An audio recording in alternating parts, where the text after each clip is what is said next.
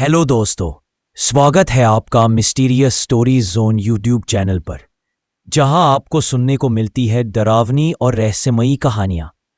अगर आप चैनल पर नए हैं तो इसे सब्सक्राइब जरूर कीजिए ताकि मैं आपके लिए ऐसी ही कहानियां लाता रहूं। और कमेंट में बताइए कि आपको किस तरह की कहानी सुनना पसंद है। तो देर न करते हुए चलते हैं आज की कहानी की ओर। रात के 12:30 बजे थे। कमरे की सारी लाइटें बुझ चुकी थीं। बस टेबल लैंप की हल्की रोशनी आरुष के चेहरे पर पड़ रही थी। वो अपने नए घर में अकेला रह रहा था। एक पुरानी हवेली को रेनोवेट करके बनाया गया छोटा फ्लैट। पुराने जमाने की दीवारें, लकड़ी के फर्श और एक बहुत अजीब चीज, ड्रेसिंग टेबल पर रखा हुआ एक पुराना आईना जिस पर नक्काशी की हुई थी। ऊपर लिखा था, सच्चा चेहरा जवाब देगा। पहले दिन मकान मालिक ने कहा था, इस आईने को मत हटाना। आरुष ने हंसकर पूछा था, क्यों, भूत है इसमें? मकान मालिक ने बस इतना कहा, अगर कभी आईना कुछ बोले तो जवाब मत देना। उसने सोचा, पागल होगा बूढ़ा। तीसरी रात को जब हवा दीवारों में सरसराने लगी, आईने की सतह पर हल्का धुंधलापन छाने लगा। आरुष ने सोचा शायद कमरे में ठंड है। उसने हाथ बढ़ाकर शीशा पोंछा और ठिठक गया। आईने में उसका चेहरा दिख रहा था, लेकिन होठ हिल नहीं रहे थे। वो मुस्कुरा रहा था, जबकि आरुष खुद गंभीर था। उसका दिल धड़क उठा। उसने झट से पीछे हटकर देखा, फिर आईने में झांका। सब नॉर्मल। वो सोचने लगा, शायद नींद ज्यादा हो गई है। पर उस रात जब उसने सोने की कोशिश की तो आईने की तरफ से कांच पर किसी के खरोंचने की आवाज आई, धीमी, जैसे कोई उंगलियों से अंदर से कुछ लिख रहा हो। वो उठा, देखा आईने पर कुछ लिखा था, हेलो। उसका गला सूख गया। उसने कहा, कौन है? आईने की परछाई मुस्कुराई और नीचे लिखा गया, तुम्हारा दूसरा चेहरा। अगले दिन आरुष ने आईना हटाने की कोशिश की। जैसे ही उसने पकड़ा, शीशे के पीछे से गुनगुनाने जैसी आवाज आई, मानो कोई अंदर से धीरे धीरे बोल रहा हो, छुओ मत। वो पीछे हट गया। आईने में धुंधलापन फिर छाया। अब उसमें कोई और चेहरा दिखा, उसका नहीं, लेकिन बहुत मिलता जुलता। बस आंखें पूरी काली थीं और मुस्कान बहुत चौड़ी। वो डरकर पीछे हटा, पर उस दूसरे ने आईने के अंदर से हाथ उठाया और शीशे के भीतर से उसी की नकल करते हुए बोला, मैं तुमसे बात कर सकता हूं। आरुष ने कांपते हुए कहा, तू कौन है? वो बोला, मैं वो हूं जो तुम नहीं बन पाए। रात बढ़ती गई। आरुष को लगने लगा कोई उसे देख रहा है।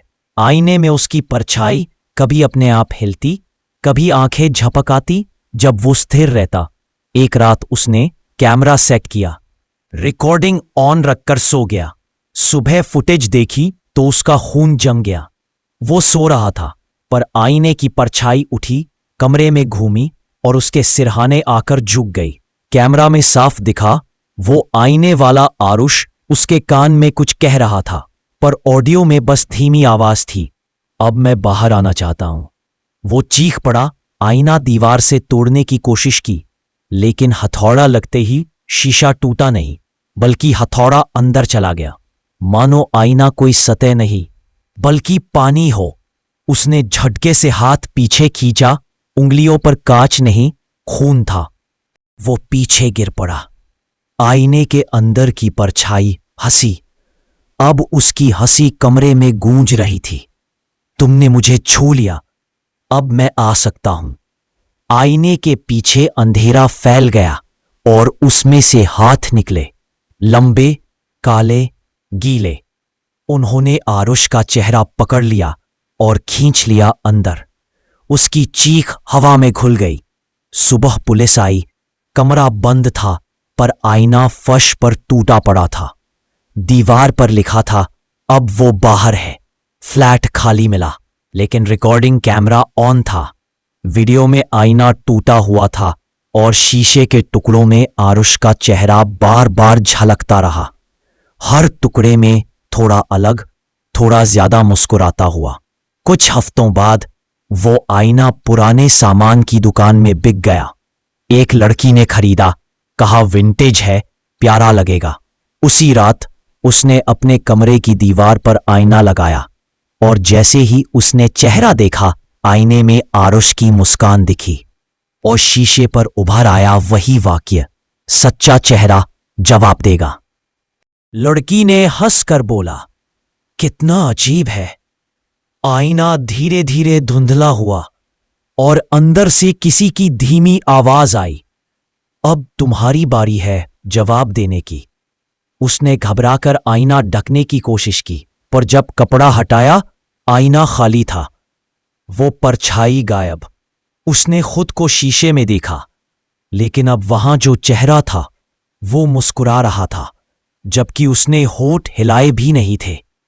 अब वो आईना कहाँ है कोई नहीं जानता। कभी कभी पुरानी बिल्डिंग्स में, किसी कमरे में, किसी टेबल पर वो अपने आप रखा मिलता है, और जब कोई अनजान शख्स पहली बार उसमें झांकता है तो उसके होंठ अपने आप हिलते हैं और आईना जवाब देता है, तुमसे मिलकर अच्छा लगा आरुष। तो दोस्तों, अगर आपको ये कहानी अच्छी लगी हो, इस चैनल को सब्सक्राइब करिए ताकि मैं आपके लिए और भी अच्छी कहानियां ला सकूं।